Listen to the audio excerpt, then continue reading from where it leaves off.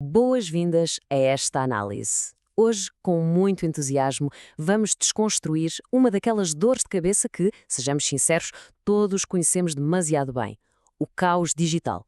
Sempre que várias pessoas tentam trabalhar juntas através de ecrãs, deparam-se com um desafio enorme.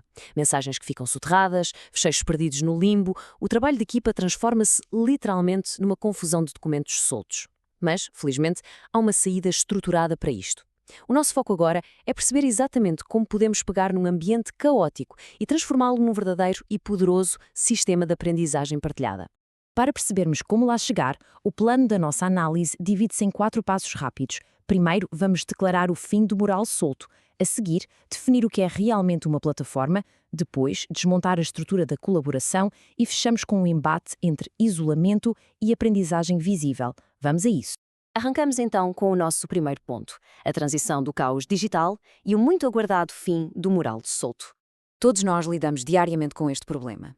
Na prática, usamos as nossas ferramentas digitais como se fossem apenas um enorme quadro de cortiça na parede, onde vamos espetando notas ou calhas, sem qualquer lógica ou planeamento.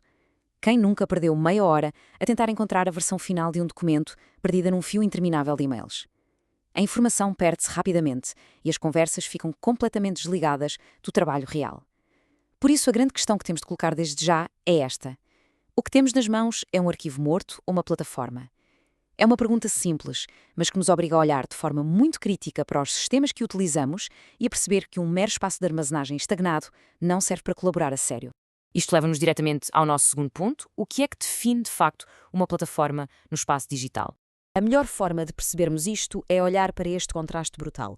De um lado temos o conceito de arquivo. Um arquivo é passivo. É basicamente um armazém onde os ficheiros vão repousar e ganhar pó digital. Não é uma plataforma. Do outro lado temos o conceito de sistema. Uma plataforma é, por definição, um sistema vivo. Centraliza, organiza e, mais importante do que tudo, dá um contexto imediato à informação. É no fundo a mesma diferença entre termos uma gaveta trancada e um motor a funcionar em pleno. Então, pondo isto em pratos limpos, com uma definição clara, uma plataforma é um ambiente digital que permite a várias pessoas interagir, criar, partilhar e organizar informação de forma estruturada. E atenção a este último detalhe crucial: de forma estruturada. É o ritmo contínuo destas ações que dá vida ao espaço, mas a estrutura firme que garante que o caos não regressa no dia seguinte para destruir a nossa produtividade. O que nos empurra, naturalmente, para a nossa secção 3, a estrutura da colaboração. Vamos desmontar a verdadeira mecânica da coisa através de 6 elementos essenciais. O que é verdadeiramente interessante nesta dinâmica é a forma como os primeiros 2 pilares atacam logo o isolamento e a confusão. Primeiro, uma plataforma tem de ligar pessoas, ou seja, existe uma interação constante. Ninguém está a trabalhar sozinho no seu próprio silo. Depois, exige um espaço comum. Estamos a falar de ter o trabalho ancorado no mesmo sítio.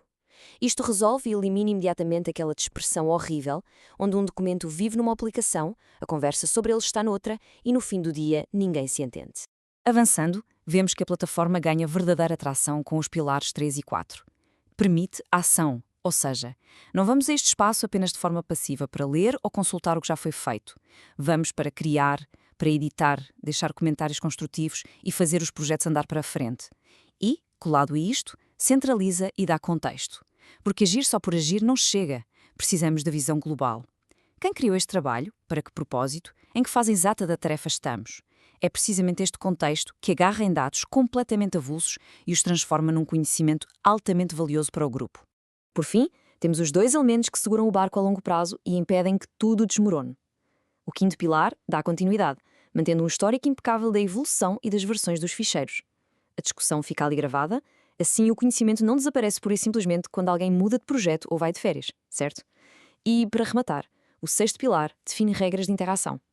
Um trabalho bem estruturado precisa de limites muito claros sobre quem tem permissões para fazer o quê e regras rigorosas sobre como organizar a informação.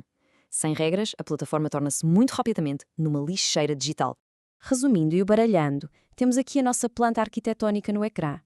Estes 6 elementos em conjunto, ligar pessoas, ter o tal espaço comum, permitir a ação, dar contexto, garantir continuidade histórica e definir regras claras, funcionam como um guia de sobrevivência absoluto para avaliar e construir qualquer espaço de trabalho em equipa.